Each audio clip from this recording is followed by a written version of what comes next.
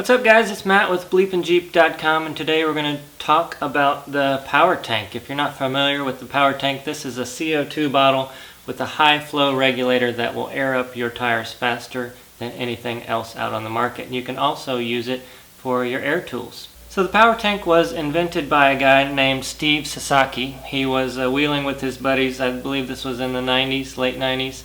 And as you know, when you go wheeling you want to air down your tires. And when you get back on the road though, you have to air them back up. So you have several options. One is to drive down to the nearest gas station and fill up with a bunch of quarters that you've lost in your floorboard. Number two is to find a buddy, or maybe yourself has an onboard air compressor, and then you all gather around and fill up your tires. Well, Steve wanted a different way, and he knew a little bit about CO2 tanks, and so he started working on a regulator that would work on CO2. Now the problem with CO2, most CO2 regulators, is that they're meant mainly for low volume. So like a Coke machine maybe has a CO2 tank and it pumps a low volume of CO2 into your beverage. But with this, when you want to fill up tires, you want a very high volume. So if you were to use a regulator, then it would freeze up because it's just not meant for that volume. So what Steve did was to design a regulator that would handle the volume to fill up your tires really fast. And we're going to do a demonstration here in just a little bit on filling up a 37-inch tire. You can also use these though to power any type of air tool that you've got. So the PowerTank has a high flow regulator that's guaranteed not to freeze up. It's made in the USA and has a lifetime warranty. I don't know about you, but I'm interested to try it out. Let's do it.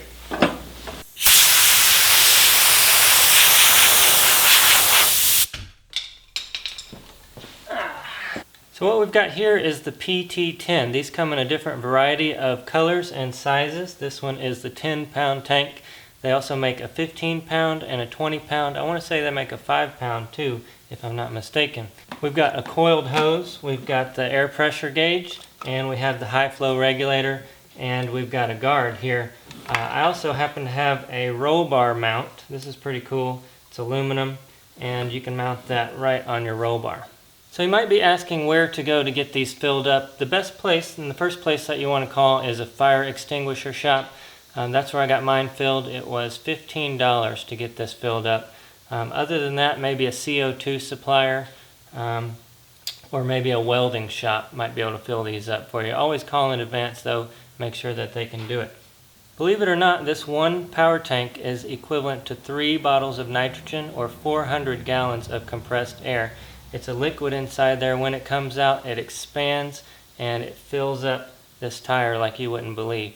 So right here we've got a 37-inch tire. PowerTank tells me that this one 10-pound bottle will fill up this tire from trail pressure, which is about 8 pounds, all the way up to street pressure, which is 25 to 30 pounds. It'll do that 24 times on this one tire. So let's give it a shot.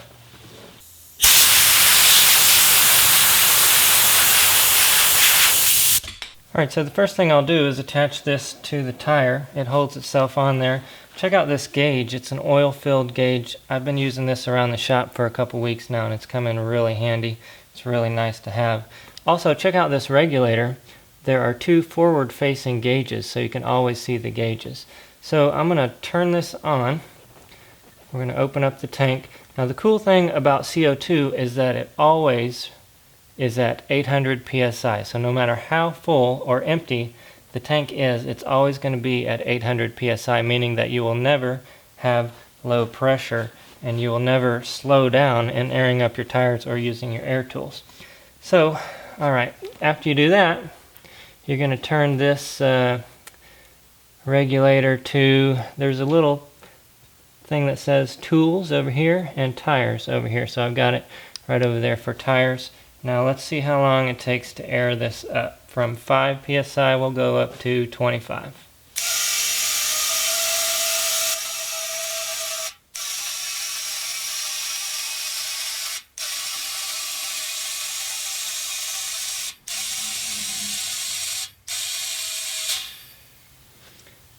You can see it kind of getting cold there, but since it's the high flow regulator, it's not going to freeze up, but that is extremely cold.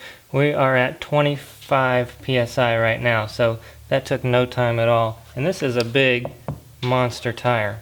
The thing I like about this gauge though is that you can check it just by releasing it, and then let's say you did go over a little bit, you can actually let air out right here.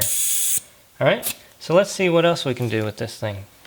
Here's my air tool selection. What should we try first? I always say go big or go home, so let's see if we can drive nails with this thing.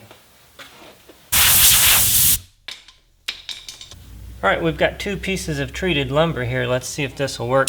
This is another thing that I noticed, is that this valve right here is some kind of patented super valve, and it won't let you pull that off and just blow the pressure out.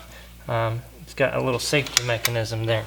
Okay, so I need to get my glasses here. Hold on. Glasses. Safety glasses always. Okay, let's see what happens here. Whoa! I always thought it was just because this was a cheap Harbor Freight piece of junk, but those nails will never go through when I'm using my air compressor. But with this CO2, they go all the way in and actually penetrated into the wood a little bit. So that's another cool thing that I just thought about, is the portability of this thing. Even if you can't get your Jeep or your vehicle into where you need to use your air tools, or you need to air something up, you can just pop this off and take it in with you. And so of course, if that CO2 tank will operate my framing nailer, obviously it will operate any of these air tools that we've got up here. But what I'm wondering is, check this out down here. What I'm interested to see is how the CO2 tank compares with my air compressor. I've got a 2 horsepower, 125 psi air compressor here.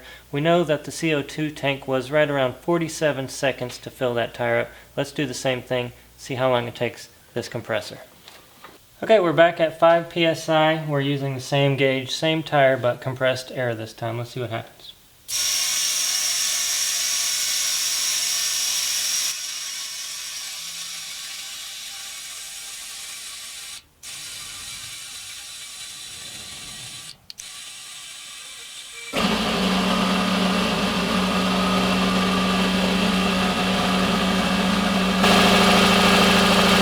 Alright, so we were right at 1 minute and 6 seconds. I was actually expecting it to be a little bit longer, but I guess that it makes sense, being that we're running on regulated. That may be 800 psi over there on the CO2, but we're regulating it down to about the same pressure as this. But the difference, the main difference, is this is not portable. That CO2 tank is portable.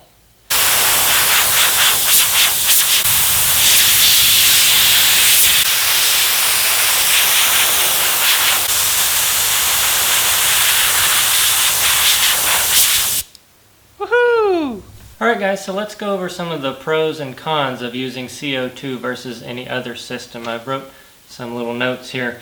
I think the number one pro is that it's portable. You can take this thing anywhere with you, separate it from the Jeep, carry it in your hands. Even if you have one of those small portable air compressors that plug into the cigarette lighter or something like that, you still have to have your Jeep close by or something to plug it into. Now the reason I say portability is key is because I've had this problem before. You're on the trail, you've got 15 Jeeps, and some guy in the front needs air, and some guy in the back has all the air, the onboard air. Now if it's some kind of onboard air compressor like in the engine bay, you can't just take that out and walk it down to him. You have to rearrange vehicles, maybe 12 vehicles sometimes, to get over there and get him some air to his tire or tools or whatever you're trying to do.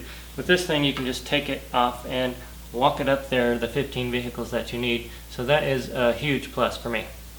Alright, number two, it's easy to use. There's not much to go wrong here. There's no wires, no fuses, no batteries. It's just an air tank and CO2 comes out of it. So no fuses or anything that's going to burst like that. Number three, it's faster than an air compressor. As you saw, my big huge air compressor, well, it's kind of a medium air compressor, this little thing was still faster than that. And if you have a small air compressor inside, like one that would fit inside your Jeep, it's still going to be much faster, the CO2 is. Number 4, you can run any air tools with higher pressures. So on this, looks like max, the safety max is 200, but it looks like you could almost go up to 300. At least the gauge goes up to 300 psi there. But so you can have higher psi's, use all your air tools, and air up the tires faster, obviously. So there are some negatives, though. Let's go over those. The first is that you must use weight to check the tank level. This gauge up here, as I said, the PSI always stays at 800 no matter how low it is. So the only way to figure out how low you are is to weigh the tank, or if you know about how many times you can fill up your specific tires, you can count your tires. So that's one negative that I found. Number 2 is there's not an unlimited supply.